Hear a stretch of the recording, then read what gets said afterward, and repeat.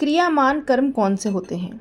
कर्म 3 प्रकार के होते हैं, ये तो हम जानते हैं, लेकिन ये क्रियामान कर्म ही हैं जो आगे संचित और प्रारब्ध कर्म बनाते हैं। सुबह जागने से लेकर रात्रि को सोने तक व्यक्ति जो भी कर्म करता है वह क्रियामान कर्म कहलाते हैं।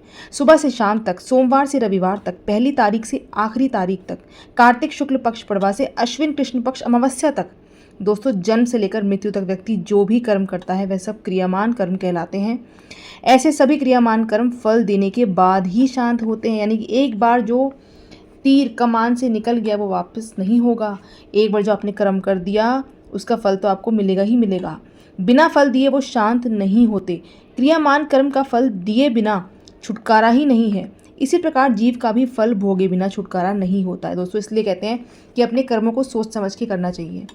उदाहरणतः आपको प्यास लगी, आपने पानी पी लिया, पानी पीने का कर्म किया, प्यास बुझ गई, कर्म फल देकर शांत हो गया। आपने खाना खाया, खाने का कर्म किया, भूख मिट गई, कर्म फल देकर शांत हो गया। आपने स्नान किया, स्नान करने का कर्म किया, शरीर शुद्ध हो गया, कर्म का फल मिल गया, कर्म फल देकर शांत हो गया। आपने किसी को गाली दी, उसने आपको चाटा मार दिया, कर्म का फल मिल गया, कर्म फल देकर शांत हो गया। इस प्रकार सभी क्रियामान कर्म फल देते हैं और उन फलों को भोगने से ही वह शांत होते हैं। लेकिन दोस्तों कुछ क्रियामान कर्म ऐसे भी होते हैं जो कर्म करने के साथ ही तत्काल फल नहीं देते हैं, और वो होते हैं हमारे संचित कर्म। राजा धृतराष्ट्र के 100 पुत्र थे जो एक साथ मारे गए। तब राजा ने भगवान श्री कृष्ण से पूछा, मैंने अपने जीवन में कोई ऐसा पाप नहीं किया जिसके फलस्वरूप मेरे सभी 100 पुत्र इकट्ठे मारे गए। तो भगवान ने उन्हें अपने पिछले जन्मों पर नजर डालने के लिए दिव्य दृष्टि प्रदान की।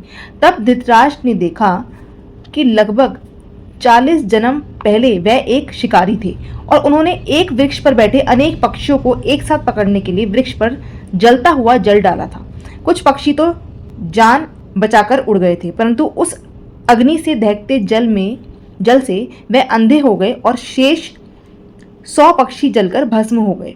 उनका यह क्रियामान कर्म 40 जन्म तक संचित कर्मों में पड़े रहे, और जब राजा के अन्य पुण्यों के फलस्वरूप उन्हें इस जन्म में 100 पुत्रों की प्राप्ति हुई, तब वह संचित कर्म फल देने के लिए तत्पर हुआ और इस जीवन में उन्हें अंधता प्राप्त हुई, यानी कि वो स्वयं भी अंधे थे, साथ ही उनके 100 पुत्र भी मारे गए। 40 जन्म के बाद भी उनका ये क्रियामान कर्म ने उनका पीछा नहीं छोड़ा। 100 पुत्र प्राप्त हो, इतना पुण्य पैदा हुआ, तब तक वह कर्म प्रतीक्षा करता रहा, संचित में जमा पड़ा रहा, और जब उचित अवसर आया तभी वह अविलंब फल देकर शांत हो गया। दोस्तों संचित कर्म यही है कि आपने किसी भी जन्म में जो क्रियामान कर्म करे और जो तुरंत फल नहीं दे सकते वो आपके संचित में जमा हो जाते हैं, लेकिन वो आपका तब तक पीछा नहीं छोड़ते जब तक कि वो फल देकर शांत ना हो जाए। इसीलिए भगवान के घर देर भी नहीं है और अंधेर भी नहीं है। क्रियामान कर्म करने की पद्धति।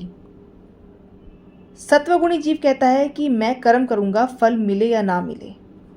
रजोगुणी जीव कहता है कि मैं कर्म करूंगा किंतु फल नहीं छोड़ूंगा। तमोगुणी जीव कहता है कि फल ना मिले तब तक मैं कर्म करूंगा ही नहीं। दोस्तों एग्जाम्पल के लिए, अगर मान लीजिए एक व्यक्ति का बेटा रात को 12 बजे अचानक बीमार हो गया, वह व्यक्ति आधी रात को डॉक्टर को बुलाने गया।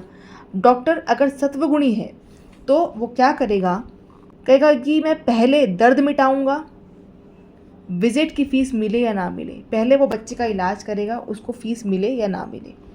यदि वह डॉक्टर रजोगुणी होता है तो कहता है कि मैं दर्द तो मिटा दूंगा लेकिन मेरी विजिट की फ़ीस 10 रुपये होगी और वो मुझे जब मैं इलाज कर दूंगा तो मुझे मिलनी चाहिए। अगर डॉक्टर तमोगुणी है तो वो ये कहेगा कि पहले विजिट की फ़ीस के 10 रुपये दे दो फिर विजिट करूंगा। तो दोस्तों इस तरीके से सत्वगुणी, रजोगुणी, तमोगुणी तीनों प्रकार के जीवों की क्रियामान कर्म करने की जो पद्धति है वो अलग अलग होती है, लेकिन कर्म का फल तो तीनों प्रकार के जीवों को मिलता ही है।